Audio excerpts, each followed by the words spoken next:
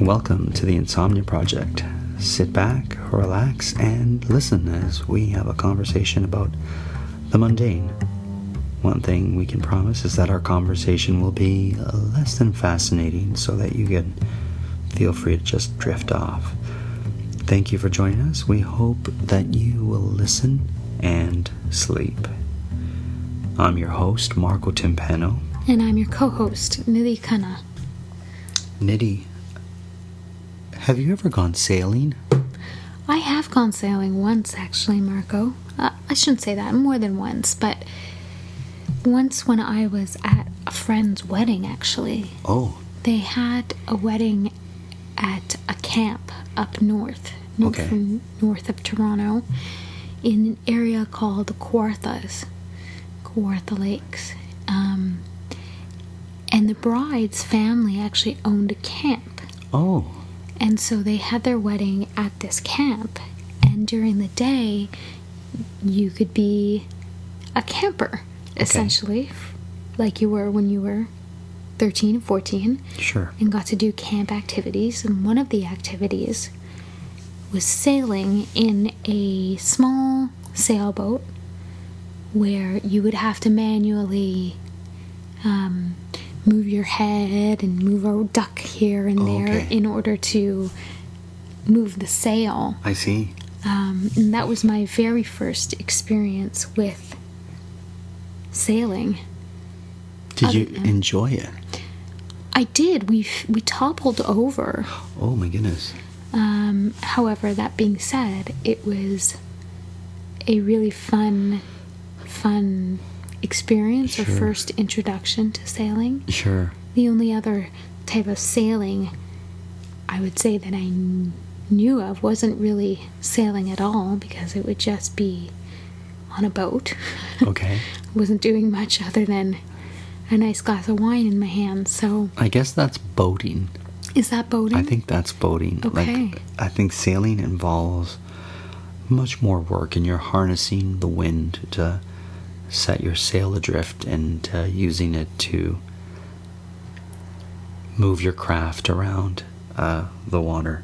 Are you a big sailor? I've only sailed once in my life, and it was with a friend of mine who was very competent, and we rented a little sailboat on Professor's Lake. I don't know if you're familiar with Professor's Lake. Yes, I do know that lake, because it's sort of a lake in the middle of a city, really. Yeah, I believe it's in Brampton. Correct. And it is a man-made lake. And it's crowded. It can be crowded, and one of the great features of that particular lake is you can rent a small sailboat. I want to say built for 2 or 3 max. It wasn't very big.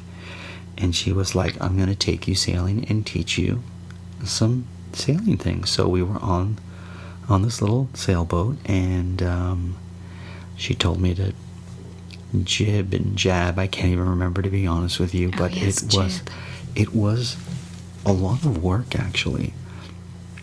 It was lovely because, when you're on the water and you're using the wind on a nice day to bring you to and fro, and when you're with someone who knows what they're doing, it is quite a sort of experience. It sort of really teaches you what nature can do. And it was quite, at a certain point I sort of gave up, and I let her do the work, and I just kind of laid on the boat, and I think I almost fell asleep too. It was so relaxing. But I enjoy being on the water, and whether it's on a boat or in a sailboat or a ship. I once boarded the Blue Nose 2. You know, the Blue Nose, if you've ever seen a Canadian dime, for our listeners who are not Canadian, they'll notice that there's a schooner, which is a type of, I'm gonna say boat. I know people who are into ships and boats get very upset when you use the wrong term. But it's a schooner, I know that for sure. And the Blue Nose 1 is on our dime, but it's no longer around. But the Blue Nose 2 is available, and you'll see it often in different harbors. In particular, if you're in Halifax or in Nova Scotia, for that matter, you will see the Blue Nose 2, and you can board it and ask questions, and it's a really beautiful schooner. did you have any particular questions about the schooner that you asked on that? Or what were they more sailing type questions or trivia type questions? I don't even remember. And yeah, I was just fascinated at how tiny the area is for the crew to be in. Oh, really? And I was asking, like, how does everyone, you know, how do you guys stay on this vessel and not step on each other? And they were, oh, after a while you get used to it, and it's part of the joy of sailing, I guess. I remember when I was in high school, Mm-hmm. one of the most amazing opportunities that we would hear about Sure. would be to do your last year of high school on a boat.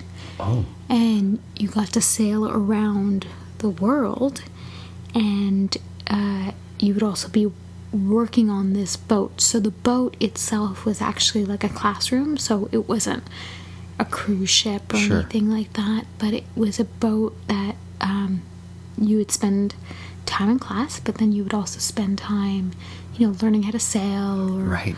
working in the mess or in the calf, or whatever, mopping the deck. And it was always one of those experiences that seemed really cool. Right. But I have a feeling that I would get onto that boat and be miserable. It's one of those things that sound great in theory, They and then do. when you're there and you're like, oh, I'll get to see the whole world, but you're doing all the work that is necessary to sail, especially around the world. I believe you either have a passion for it and love every moment of it, or you love it, as my father-in-law loves to sail and boat, or you're like me and you just want to sit and have someone else do the work and just watch the whales.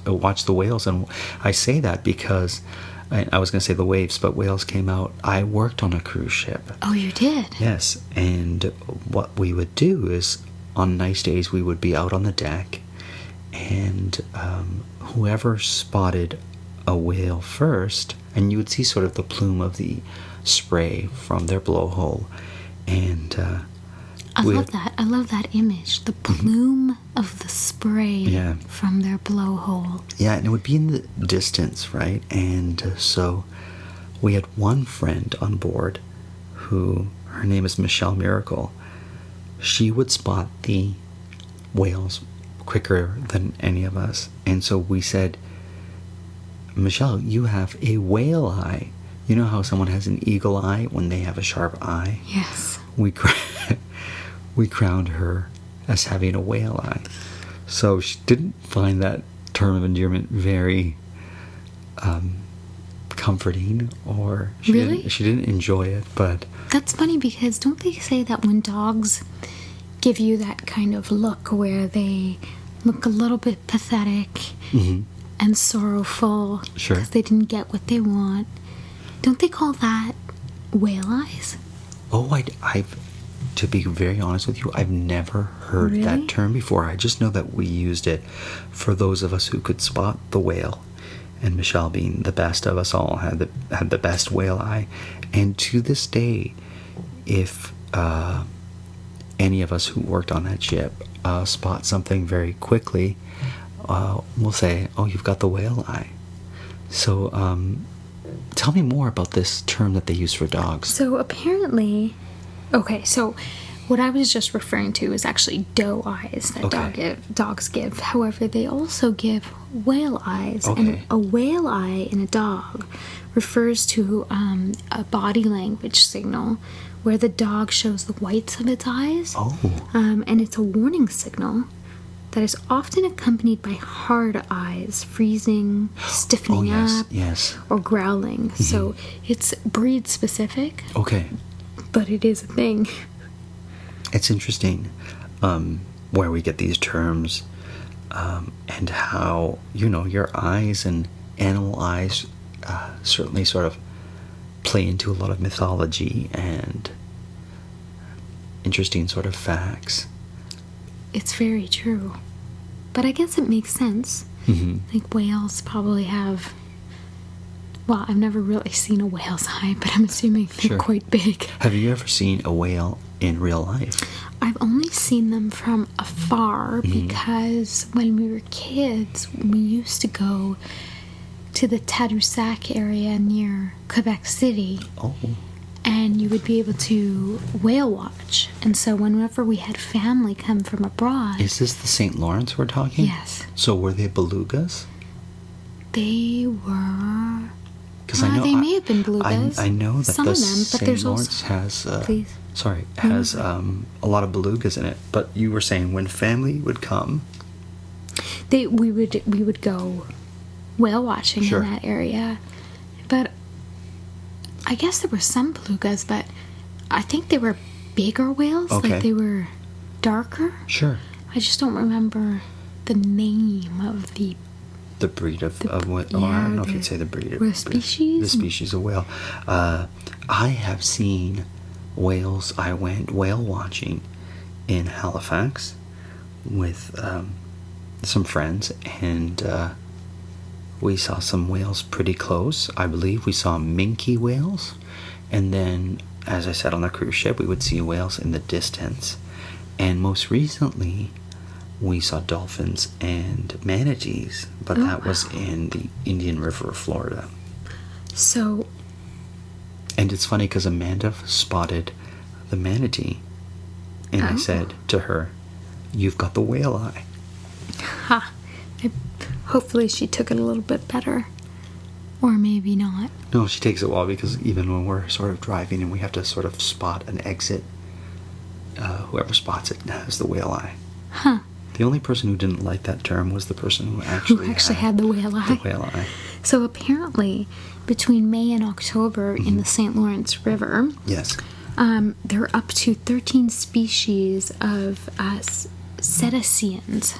I guess that's the official name for whales that can be found in those salty waters. Sure. And so you also get blue whales. Really, in the St. Lawrence? Yeah. No. Yes, you get blue Really? whales, which of course are the largest animals on the planet. Mm-hmm. But you usually get humpback whales, Okay. and I think that's the one that I was thinking of.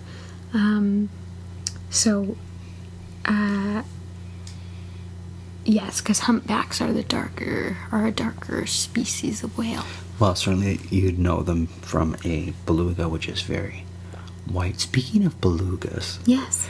I don't know if I've ever mentioned this to you before, and I feel like we may have discussed it on an earlier episode, but it is so fascinating. I don't mind bringing it up again. Sure. Of course, beluga whales remind me of beluga caviar. Oh, yes. And have you ever seen a sturgeon in real life?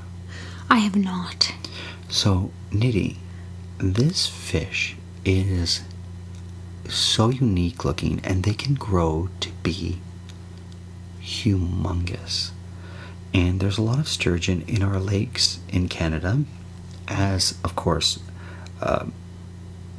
is the case in Russia, where people where caviar is sort of renowned, or where it sort of took off.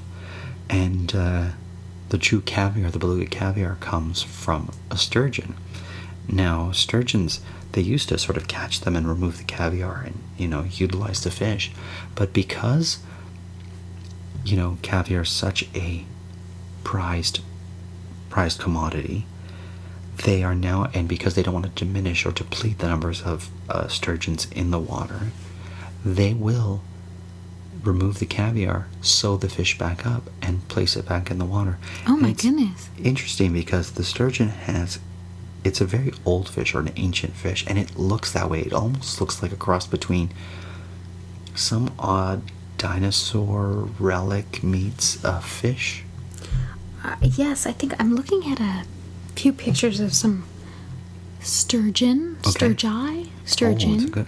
I would say sturgeons with an S. I'd pluralize with an S. Okay. See, I don't think there's an S. Okay, well, we'll have to find that. We'll have to find that out. But, and you're right, they have a bit of, even whiskers or something on their chin, which makes it look even more elderly, I guess, as a fish. Sure. But you're right, there is something that's very ancient looking about them.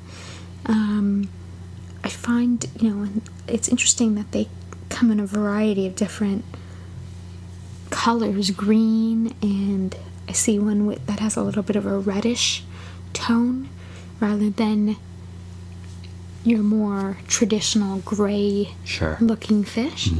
And they're quite massive, aren't they, Marco? Huge. Now, I had seen a bunch because I was on Georgian Bay, and something must have happened. There must have been something that happened. There was a few sturgeon washed up on the shore, and we were walking, and I looked and I said, I think those are sturgeon. And we got close, and sure enough, it was a sturgeon.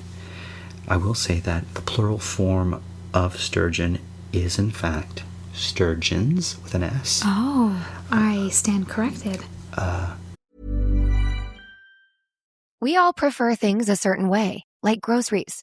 If you want groceries just how you like them, you gotta try Instacart. They have a new preference picker that lets you pick how ripe or unripe you want your bananas. Shoppers can see your preferences up front, helping guide their choices. Because when it comes to groceries, the details matter. Instacart. Get groceries just how you like. Dear McDonald's, your breakfast menu? Fire. 10s across the board. I could be happy with anything, even though I ordered the same thing every time. Thanks for not judging me. I'll try something new next time. Maybe. Score a 2 for $5 deal on a sausage McMuffin with egg and more. Limited time only. Price and participation may vary. Cannot be combined with any other offer. Single item at regular price. Ba-da-ba-ba-ba. Now, Nidhi, speaking of fish, have you ever gone fishing? And if so, tell me about the time you caught something. So, Marco, I have never gone fishing. Oh. And I actually have no desire to. Really? I feel like fishing is one of those things that you either want to do it or you just never want to do it. There's never an in-between with fishing, I find. But I have no desire to put bait on a tackle and throw out a line. Sure, you wouldn't put bait on a tackle. You'd put it on a hook. Well, there you go. Okay. See, another reason why I wouldn't go fishing. Fair enough. How about you? Oh, I as a child wanted to be a fisherman, so... Did you? That was my... You know how most children will want to be police officers or firefighters or, astronauts. I wanted to be a fisherman, so... What was it about being a fisherman that appealed to you? I had a fascination and love for fish. And when you're small, you don't realize that a fisherman actually doesn't study fish, but rather catches them for food. But that's what I wanted to be, and I wanted my folks to take me fishing as much as they could. And so my dad, who was fairly accomplished as a sort of amateur fisherman, would go and knew the various spots and when to go, and had fishing rods. At least I remember that all my life, would take me, and sometimes we would fish with corn. So you could use corn on the end of it, instead of worms. Okay. Sometimes we'd use worms, and sometimes we'd use minnows, and sometimes we'd use actual lures. But I remember one time it was my older cousins, my dad, and myself, and we all went to a marsh to go fishing. And I was the only one who caught a fish, and it was a rainbow trout. I recall it like it was yesterday, that sensation of, being excited, having it on the line, and my dad telling me to reel it in, but not to reel it in too quickly or too fast, because you could unhook the fish on the other end of the line. There's a sort of a technique on how to hook the fish. And how old were you, Marco? Oh, I must have been, maybe I was 7. Oh, okay. I was young. It's one of the first sort of memories that I can really recall being a youngster, because it was so exciting. I not only did I catch the fish, I was the only one to catch it. My older cousins didn't catch it. My dad didn't catch it. I think even my mom was there, and we, in fact, took that fish, and my mom gutted it and scaled it, and we ate it, and it was really it was a beautiful looking fish, because I don't know if you've ever seen a rainbow trout before. No. Certainly you must have tasted a rainbow trout, because that's a common fish that we get here in North America. It has a iridescence to its scales that give you that sort of graduated sort of rainbow effect. So as far as freshwater fish go, rainbow trout is particularly pretty. Not as beautiful as the fish in the Pacific Ocean, where you see those beautiful colored fish with different sort of plumes and whatnot, but certainly it was an accomplishment. And then one time, and I hope you'll indulge me with another fishing story. Please. I caught a fish without a hook. Whoa, with your hands? No, not with my hands. So. Were you on Survivor? No, but this story, I should be on Survivor. It would be interesting to be on Survivor. So we had a piece of property that had a pond on it. And as a kid, I was always by the pond looking at the frogs and whatnot.